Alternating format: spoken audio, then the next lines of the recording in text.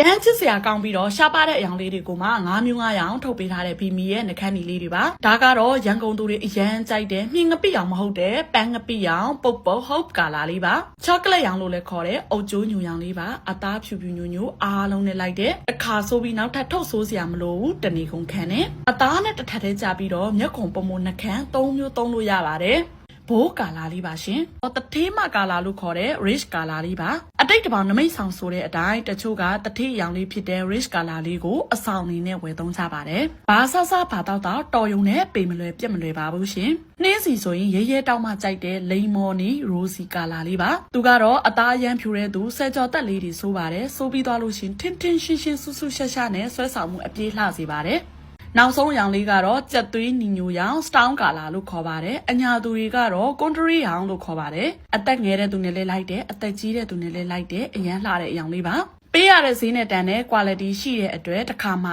9ဘုံ9ချောင်းတွေဆိုတာကြီးပဲ